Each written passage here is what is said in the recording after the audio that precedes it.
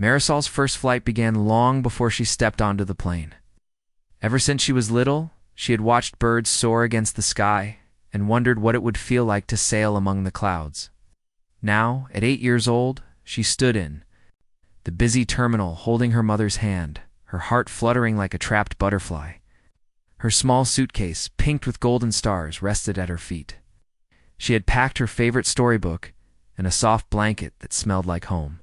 Her mother smiled gently, brushing back a curl of Marisol's hair, nodded at the departure gate sign. Inside the cabin, rows of seats curved forward like the ribs of a giant metal creature. Marisol's eyes widened as she walked down the aisle, clutching her book. The plane smelled of new leather and a faint hint of lemon cleaner. She found her seat by the window and slid into it, pulling the blanket onto her lap. The captain's voice crackled through the speakers, cheerful and steady, giving safety instructions in a calm tone. Marisol tried to listen, but her excitement and nerves tangled in her chest like electric wires. When she turned to her mother for reassurance, her mother patted her hand and whispered, "You're brave, my star." Marisol gripped tightly. The flight attendants checked that every seatbelt was fastened. The engines roared to life, making the cabin vibrate. The plane slid along the runway and then lifted gently. Marisol pressed her face against the cool glass. Below, the tarmac shrank, and soon houses looked like tiny toy blocks. She felt a tickle in her stomach, a mixture of thrill and fear that made her giggle. As the plane climbed higher, Marisol's nerves settled into her bones like steady roots. She opened her storybook and began to read about a brave kitten exploring a magical forest. Her soft accent, shaped by the warm, rolling sounds of her hometown, came naturally as she read the words aloud. She spoke carefully into the small intercom she held, hoping to ask a question about her snack. "Hello, Captain." Her voice trembled, but she tried to sound polite and clear. A few seconds later, a voice crackled back. It was smooth and amused. "Yes, sweetheart." Marisol's heart flipped. She swallowed and asked, "Could I please have some juice?" She spoke slowly, each word tinted by her gentle southern drawl. Instead of a simple yes, a short laugh echoed through the cabin. It was not harsh, but it carried surprise and a hint of mockery. Marisol froze, her chest tightening. The pilot's laughter bounced around the metal walls, louder than she expected. The cabin fell quiet for a moment. Children paused their games. Adults looked up from books and phones, their eyes turning toward Marisol. She felt every gaze like warm lamps shining on her skin. Her cheeks burned. She looked down at her book, trying to hide behind its cover. She opened to a new page and stroked the soft blanket, wishing she could melt into it and disappear. The flight attendants exchanged glances but said nothing. Marisol's mother leaned close, whispering, "It's okay, baby." But Marisol could only nod. She stared out the window, the clouds drifting by like white islands. She wanted to be anywhere else. Moments passed in heavy silence. Then the intercom clicked on again. It was the voice of the flight attendant, this time gentle and kind. "Marisol, would you like some juice now?" Marisol peeked around her book and whispered, "Yes." The attendant smiled and brought a small cup. As she sipped, Marisol watched the other passengers. Some looked at her with sympathy. One elderly woman offered a small nod of encouragement. A businessman in a nearby seat returned to his phone. The cabin settled into the hum of the engines. Marisol felt a quiet strength growing inside her. She folded her blanket and hugged the cup close. Her mother kissed her forehead below. The world spread out like a patchwork quilt. Marisol imagined herself as a bird, dipping in and out of clouds. She traced the thin line of a river, glinting like silver. With each breath, her fear loosened its grip. She opened her book again and began to read out loud, this time only to herself. Her voice was soft but steady. Halfway through the flight, the pilot's voice returned over the intercom. This time, it was calm and respectful. "Ladies and gentlemen, we'll begin our descent soon. Thank you for flying with us." Marisol's ears perked up. No laughter followed. She tucked the intercom away and pressed her hand against the window, ready to feel the ground draw near. When the wheels hit the runway, the cabin cheered softly. Marisol felt a thrill of triumph. She had faced her first flight and made it through the hardest moment. She gave her mother a shy smile. Her mother squeezed her hand and whispered, "I'm so proud of you." As the plane slowed at the gate, Marisol gathered her things. She stood up carefully, pulling her blanket and book close. She felt brave, like the little kitten in her story, a kitten that had wandered far but found a way back home. She stepped into the aisle, ready to explore the world, certain that no laughter could ever stop her from reaching the sky. Captain Reynolds sat back in his cockpit chair, the dull glow of the instrument panel reflecting in his eyes. He leaned toward his co-pilot, First Officer Martinez, and in a low voice repeated the words he'd heard over the intercom. "Did you hear that accent?" he asked, shaking his head and forcing a chuckle. Martinez glanced up from the flight plan, surprised. "She sounded different," Martinez said, choosing his words carefully. He tapped his pen on the clipboard. "She's just a little girl, Captain. That was her first flight. Maybe she's nervous." Reynolds waved a hand dismissively. "Nervous or not, it's funny. A kid talking like that, well, it's not something you hear every day." He let out a small laugh, clearly amused by what he saw as an odd moment. Martinez watched Reynolds closely. He admired the captain's years of experience and leadership. But something about the laughter made him uneasy. Down in the cabin, Marisol pressed her cheek against the cold window pane. She stared at the pale blue sky, trying to calm the storm in her chest. Every laugh echoed in her ears. Her small hands gripped the edge of the seat as if she could hold herself together. The other passengers were polite, but their eyes lingered. A few children whispered to each other, their voices soft but sharp, making Marisol shrink deeper into her blanket. Marisol turned to her mother, hoping for comfort. Ow. Her mother's face was gentle but tired. The long hours of travel had worn her, and she gave Marisol a quick, reassuring smile. Her mother reached over and smoothed Marisol's hair, tucking a stray lock behind her ear. "Soon it will be over," she whispered. "We're almost to our layover city." Marisol nodded, but tears threatened her eyes. She buried her face in her blanket and thought of home. She imagined the warm sun on her backyard, the white picket fence, and the tall oak tree where she used to climb and read. She pictured her dog, Sugar, wagging its tail. Her tears slid quietly down her cheeks, hidden by the blanket in the cockpit. Reynolds adjusted the throttle, preparing for the next leg of their flight. Tapped the intercom button again, a grin on his face. "All right, folks," he said, voice bright, "we'll be stopping soon for refueling. Then it's smooth sailing to our final destination. Thanks for your patience and for sharing what made us laugh today." He chuckled softly at his own joke, but this time there was no laughter. In the cabin, a few passengers exchanged confused looks. Back in her seat, Marisol stiffened. She bit her lip and hugged her blanket tighter. Her mother saw the change in her daughter and reached for the flight attendant's attention. The attendant came down the aisle. With a kind voice, she knelt beside Marisol. "Are you all right, sweetheart?" she asked, concern in her eyes. Marisol peeked out from under the blanket. She nodded, but her voice caught in her throat.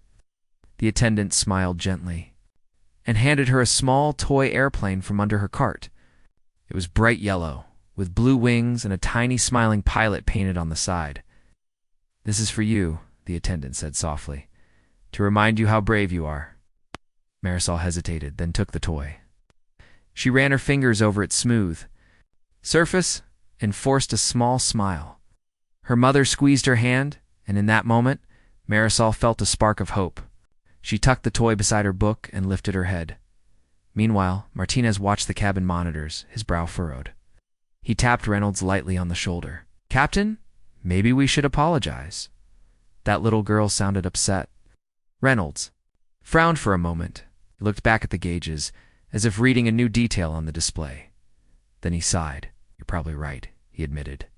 He pressed the intercom button and spoke in a steady voice. "Ladies and gentlemen, this is your captain again. I want to apologize to the young lady who spoke to us earlier. It was unkind to laugh, and I'm sorry for that. We value every passenger on this flight." In the cabin, Marisol's eyes widened. She looked at her mother, surprised by the words. Some passengers nodded, their expressions softening. Marisol folded the blanket and set it on her lap. Raised her hands slowly, and the flight attendant returned. "It's okay," Marisol whispered into the intercom. Voice small but sure. Reynolds smiled and replied, "Thank you, Marisol. You're very brave. Enjoy the rest of your journey." He released the button. Martinez gave him a respectful nod. "Good call," Martinez said. After the apology, the mood aboard the plane felt gentler. Passengers settled back into their seats, and the hum of conversation rose softly. Marisol held the toy airplane close, her fear ebbing away. She opened her storybook and read quietly, her voice soft but confident. Her mother watched her daughter with quiet pride. Armin whispered, "You handled that so well." Marisol nodded and continued to read, her eyes bright with new confidence. Above them, the plane glided through fluffy clouds, each one like a pillow in the sky. Marisol looked out the window, imagining herself as the little airplane toy soaring high above the world. The earlier shame faded, placed by a warm glow of courage. Captain Reynolds and First Officer Martinez prepared for descent, both lost in their own thoughts. Reynolds stared at the controls, thinking about the girl's accent and the power of words. Martinez reviewed the checklist, mindful that every passenger deserved respect. For Marisol, the rest of the flight passed in calm wonder. She watched the sky, read her book, and cuddled her yellow airplane toy. When the pilot announced their approach to the next airport, she felt proud. She had faced the laughter and kept going. As the plane touched down, Marisol pressed her forehead against the window, feeling the gentle bump of wheels. She looked at her mother, who smiled and held her close. In that moment, Marisol knew she was stronger than her fear, and that kindness could lift her higher than any plane ever could. Mr. Davies stepped off his private shuttle and into the bright hustle of the airport terminal. He walked with steady purpose, his polished shoes clicking on the shiny floor. He carried only a slim leather briefcase in one hand and his boarding pass in the other. Around him, travelers hurried to their gates, dragging rolling bags or tapping at their phones. But in his presence, the buzz of the crowd seemed to quiet just a bit. People recognized him as the CEO of Horizon Air, the man who had turned a small regional carrier into one of the fastest-growing airlines in the world. He paused for a moment at a digital departure board. The screen glowed with flight numbers, times, and gate assignments. His flight, 512 to New York, showed a brief delay for refueling. He tucked his boarding pass into his pocket and straightened his navy suit jacket. His expression was calm, almost gentle, but his eyes held the weight of many decisions and long nights spent solving problems for the company. He lifted his head and scanned the terminal, ready to board. At the entrance to Gate C12, two uniformed crew members chatted with one another. They wore crisp white shirts and dark ties, the Horizon Air logo shining on their breast pockets. Mr. Davies recognized both. One was Flight Attendant Garcia, who always greeted him by name when she saw him at events. The other was First Officer Alvarez, a rising star who had recently been praised for his calm handling of turbulence over the Rockies. They moved aside politely as he passed, their faces briefly lighting up with surprise. "Mr. Davies," Garcia said quietly, dipping into a slight curtsy. "Good afternoon," he nodded, and offered a small, courteous smile in return. Just beyond the gate desk, a group of passengers waited in line. Mr. Davies heard a familiar voice drift from the speakers above them. It was Captain Reynolds' cheerful, intercom tone, followed by that same amused chuckle he had broadcast earlier in the cabin. "Out." He stopped and frowned. The words were soft, but he caught the mocking imitation of a little girl's accent. Laugh grated against him, like fingernails on a chalkboard. He glanced at the crowd. Some passengers glanced at one another, whispering with uneasy expressions. A child in a pink jacket looked up, wide-eyed, clutching a small blanket. Mr. Davies' chest tightened. He felt a surge of protectiveness. But he also felt something else bride on behalf of his daughter, anger at anyone who would make her hurt. He stepped forward, weaving between travelers to get closer to the source of the sound. He didn't want to disturb the busy boarding process, but he needed to know exactly what had happened. As he moved, he saw Flight Attendant Garcia slip away to answer a phone call at the gate desk. First Officer Alvarez returned to his own boarding pass and ticket. The crew seemed unaware of what the captain had said. Mr. Davies cleared his throat and approached the gate agent. The young woman behind the desk looked up and greeted him with a polite smile.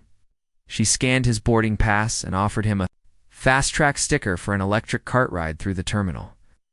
He nodded, but before she could stick it on, he asked in a low voice, "Can you tell me if Flight 247 had any announcements earlier?" She looked slightly puzzled. "Announcements? Sir, we usually keep a record of any special notices. Let me check." She tapped a few keys on her keyboard, frowning as she read. He waited, his gaze drifting to the waiting area. Saw the girl. Again, that same little girl in pink, sitting beside her mother. Her mother knelt beside her, rubbing her back and murmuring soothing words. The girl held a small toy plane in one hand and a storybook in the other. She pressed the toy to her chest as if it were a shield against the world. Mr. Davies's heart thumped. He recognized that child hers were his own footsteps, his own hopes. He remembered tucking her into bed the night before, reading her a story about a brave kitten. The gate agent's eyes widened. "Sir, it says here there was an in-flight announcement by the captain. He apologized to a passenger named Marisol," she said, reading aloud. "He said he laughed at her voice, and now he's sorry." Mr. Davies exhaled slowly. Marisol, his daughter. He put his hand over his heart. "Thank you," he said quietly. He turned and walked toward the waiting passengers again, each step steady and sure. As he approached, the pilot stepped into view. Captain Reynolds stood by the door to the jet bridge, reviewing a clipboard. When he saw Mr. Davies, his confident grin faltered. You could almost see the questions racing across his face. Who is this man, and why does he look so familiar? Mr. Davies stopped a few feet away. Reynolds folded the clipboard, offering the cover politely. "Sir," Reynolds began, "you're Mr. Davies, correct? Captain Reynolds?" He extended his hand. Mr. Davies did not take the hand immediately. He looked Captain Reynolds in the eye, his own gaze calm but firm. The terminal noise faded for a moment, leaving only the silent exchange between two men. Then Mr. Davies said, "Yes, I am. And I am also Marisol's father." The words landed softly, but with weight. Reynolds' hand dropped, the handshake never happening. His jaw tightened. Round them the passengers shifted. A hush fell over the gate area as travelers sensed something serious unfolding. Girl looked up from her book and saw her father. Her eyes went wide. She pointed and whispered to her mother. The mother stood, stepping between daughter and strangers, her eyes shining with surprise and relief. Mr. Davies stepped forward and knelt by the girl. He reached out and took her hand gently. "Are you all right, my star?" he asked softly. Marisol blinked, her bottom lip trembling. Then she nodded and pressed his hand to her cheek. He stood and faced Captain Reynolds again. "Captain," Mr. Davies said evenly, "you're a leader in this airline.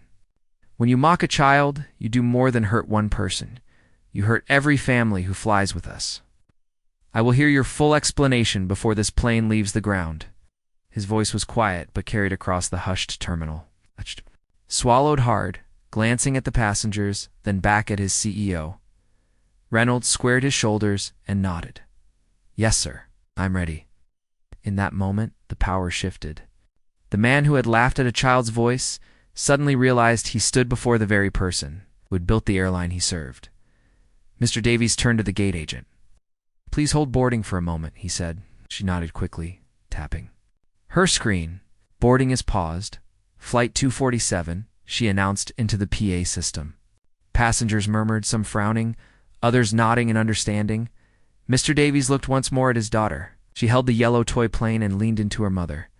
He smiled at her, then back at Captain Reynolds. Time seemed to slow, every second stretching with possibility. This meeting at the gate would change how Flight 247 carried its passengers from this moment forward. And it all began with a small girl's voice, her father's love, and a lesson in respect that no laughter could erase. ChatGPT said. Captain Reynolds followed Mr. Davies down the short jet bridge, his polished shoes clicking softly on the metal floor. His stomach churned like a stormy sea, and he kept his eyes downcast. The passengers watched in silence, some craning their necks to see what was happening. On either side of the bridge, flight attendants and ground staff paused, sensing the weight of this unexpected moment. Mr. Davies moved with calm authority. He paused at the cockpit door and glanced back at his daughter, who watched from the gate area with wide eyes. Marisol clutched her yellow toy plane and held her mother's hand. When Mr. Davies caught her gaze, he offered a gentle nod. Marisol straightened, determination shining on her face. Her small act of bravery had brought her father here. Inside the cockpit, the bright panels and dials glowed quietly. The hum of the engines thrummed through the walls, a steady reminder of the power that lay just beyond the cabin. Captain Reynolds stood stiffly beside the pilot's seat, while Mr. Davies moved to the center of the space. For a long moment, neither man spoke. A single beam of sunlight cut through the windshield, illuminating a row of buttons and gauges. Finally, Mr. Davies spoke, his voice even. "Reynolds, I want to understand why you laughed at my daughter's accent." He did not raise his voice, but every word carried the weight of a father's love and an executive's responsibility. Reynolds swallowed hard and forced himself to meet Mr. Davies' eyes. "Sir," he began carefully, I thought it was a small thing, a joke among crew. I did not mean to hurt her feelings." His voice sounded thin in the cockpit's hush, like a small bird's call in a vast forest. Mr. Davies studied him. "Oh?" "This is not small. Every passenger trusts us to treat them with respect, especially a child who is flying for the first time. You have a duty to protect that trust." He turned slightly and pointed to the intercom button. "I want you to issue a clear apology right now, while all passengers can hear it." Reynolds' heart hammered, but he nodded. He pressed the button. His voice, usually confident and controlled, came out soft and shaky. "Ladies and gentlemen," he said, "this is Captain Reynolds. I want to speak to you about something important. Earlier today I laughed at a young passenger who spoke to me over the intercom. That was wrong. I offended her with my words, and I deeply apologize. To Marisol and to all of you, I am sorry. I promise to learn from this mistake and to always show respect to every person on this flight." He released the button and turned to Mr. Davies, awaiting judgment. Mr. Davies nodded slowly. "Good," he said. "That apology must be followed by action." He reached into his briefcase and pulled out a small folder stamped with the company's seal. He held it out. "I'm assigning you to lead a new training program on respect and communication for every Horizon Air pilot and flight attendant. You'll work with our human resources and customer care teams to develop it. I expect the first training session to run within 30 days. Reynolds' eyes widened, and he took the folder with a trembling hand. "Yes, sir, I will do it." Mr. Davies leaned forward. "This isn't a punishment. It's an opportunity. You have years of experience. Use them to teach others how to fly with both skill and kindness." He straightened and looked around the cockpit, as if seeing it for the first time. "Your aircraft spends more time in the air than any other part of an airport. We should make people feel safe, welcomed, and valued." Reynolds closed the folder carefully and tucked it under his arm. "I understand, sir. Thank you for giving me this chance." Mr. Davies turned toward the cockpit door. "Let's go back out and board this flight." He opened the door. Reynolds stepped out first, followed by Mr. Davies, as they emerged. The passengers rose in a murmur of surprise and relief. Many offered small smiles or nodded in approval. Some passengers gave Marisol a thumbs up. The tension that had filled the cabin moments before melted away into a warm wave of support. Marisol stood and walked down the aisle with her mother. She paused beside her father at the cockpit door. Her eyes shone bright and she hugged him tightly. "Thank you, Daddy," she whispered. He kissed her forehead and ruffled her hair. "You taught me courage, my star," he replied softly. Captain Reynolds came out next, walked to the front of the cabin and faced the passengers. His stance was straight, but his shoulders carried humility. He reached for the intercom once. "More ladies and gentlemen," he said, "thank you for your patience.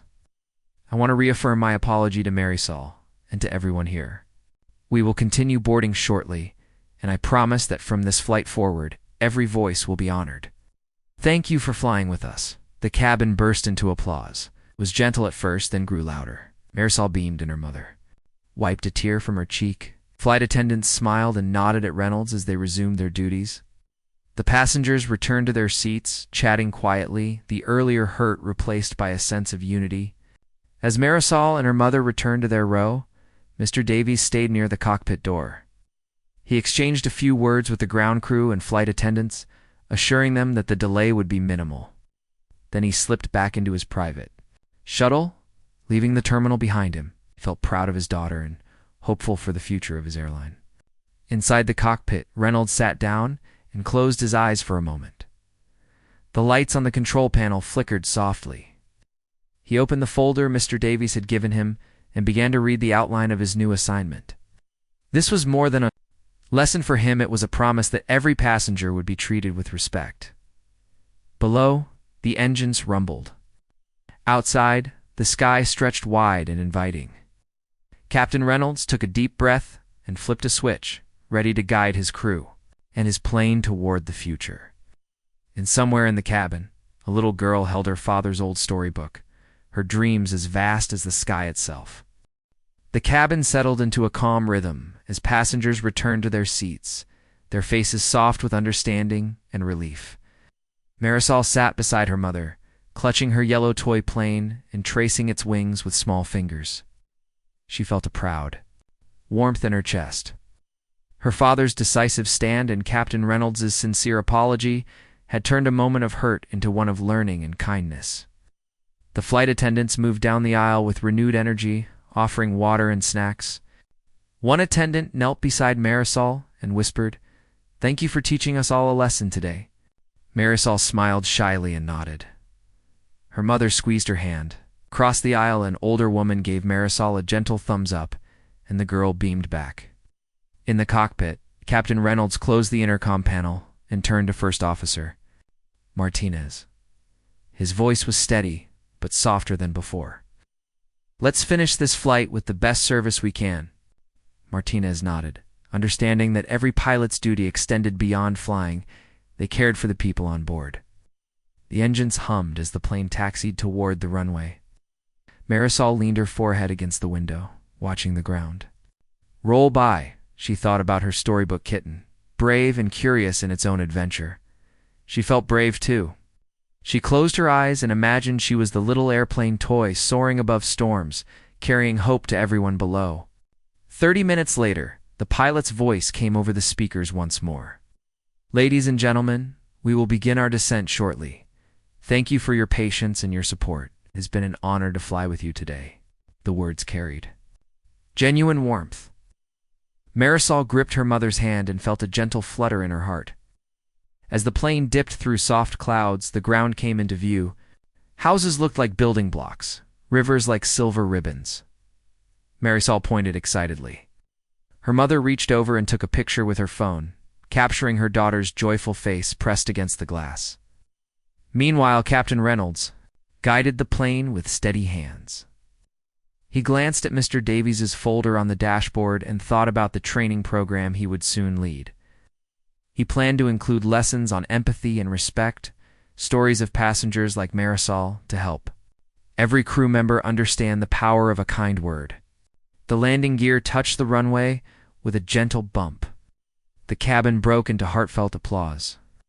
Some passengers stood, clapping. Others wiped away tears. Marisol applauded too, her small hands patting each other with delight. She felt like a hero in her own story. Her bravery had changed the journey for everyone. Once the plane came to a full stop at the gate, the crew unbuckled and prepared to open the doors. Captain Reynolds stepped into view and gave a respectful nod to the passengers. "Thank you all for flying with us today," he said. "Safe travels onward." The gate agents began to welcome passengers off the plane. Marisol and her mother stood up, gathering their belongings. The little girl wrapped her blanket around her shoulders and held her toy plane close. As they walked down the aisle, passengers offered smiles and pats on the back. One man leaned forward and said, "Well done, young lady." Marisol blushed. Looking at her mother for approval, her mother kissed her cheek and said, "I'm so proud of you." At the bottom of the jet bridge, Mr. Davies waited with a proud smile. He knelt down to Marisol's level. She ran into his arms, and he hugged her tight. She buried her face in his suit jacket and whispered, "I was scared, Daddy." He stroked her hair and said, You were so brave, my star. You taught me and everyone else how to stand up for what's right." They walked together through the terminal. Mr. Davies held his daughter's hand, and Marisol looked up at the bright airport lights, feeling safe. As they passed the Horizon Air customer desk, he paused and spoke quietly to the manager inside. A few moments later, the manager stepped out, holding a framed certificate. He handed it to Captain Reynolds, who had just finished speaking with ground staff. Captain Reynolds accepted the certificate with a humble nod. It read, "In recognition of your leadership in promoting respect, empathy, and kindness on every flight. Presented by Horizon Air, July 24th, 2025, Reynolds' eyes glistened. He looked at Marisol and Mr. Davies. "Thank you," he said softly. "I will honor this every day." As the Davises reached the arrivals hall, Marisol looked back at the plane she had conquered. She waved, and somewhere at the cockpit window, Captain Reynolds waved back. The moment felt like a storybook ending. It was real, and it had changed many hearts. Later that evening, back at their hotel, Marisol sat on the bed with her toy plane and the storybook. Her father sat beside her, opening his laptop. He logged into the airline's internal portal and began drafting his memo. He wrote about the day's events, praising Captain Reynolds' quick action and laying out the training program details. He scheduled meetings with human resources and senior crew members to finalize the program within 30 days. In the next days, messages of support arrived from employees and passengers alike. Flight attendants shared stories of how they had paused to think before speaking, remembering the little girl's accent and the power of words. Pilots began discussing scenarios in their pre-flight briefings, how to handle sensitive moments. With kindness, Marisol found her father working late one night. She climbed onto his lap and asked, "Daddy, will they really learn to be kind?" He smiled and hugged her. "Yes, my love, 'cause of you they will learn. You will help many people feel safe in the sky." She yawned and snuggled into his arms. He tucked her in and kissed her forehead. Before she slept, Marisol whispered to her toy plane, "Fly high, be brave." She closed her eyes, dreaming of clouds and gentle breezes. In the weeks that followed, Horizon Air launched its high-altitude kindness program. Every crew member attended training sessions that mixed video stories, role-playing, and personal reflections. They shared moments when a smile or a gentle word had made a difference. Captain Reynolds led the first session, speaking from his own heart about how he had learned respect from a little girl named Marisol. Passengers began to notice the change. Cabin announcements felt friendlier. Crews offered extra kindness to nervous travelers. Stories of thoughtful gestures spread. On social media, Horizon Air flights gained a reputation for not only safety and punctuality, but also a welcoming atmosphere. 1 month later, Mr. Davies received a letter from an elderly passenger who had been on Flight 247. She wrote, "I saw the way your pilot treated that little girl, and I felt proud to fly with your airline. Thank you for standing up for her." Mr. Davies pinned the letter on his office board, beside the framed certificate. As for Marisol, she toured the airline's headquarters for a day, meeting the people who taught the training sessions. She sat in a simulator cockpit and pressed buttons under an instructor's guidance. She wore a tiny pilot's hat and beamed at the cameras. At the end of her visit, she stood on a small stage and spoke to a group of smiling crew members. In her soft accent, she said, "Remember to always be kind. Words can help people fly with joy." Everyone clapped, and Marisol curtsied. When she returned home, she kept flying in her dreams. She drew pictures of planes with bright, smiling faces. She wrote stories about brave kittens and little pilots with gentle hearts. And whenever she heard an airplane overhead, she looked up and whispered, "Be kind." Her small voice carried on the wind, a promise that every journey, no matter how high, would be filled with respect and love. In the sky, every pilot who heard that promise carried it forward, making the world a softer, kinder place, one flight at a time.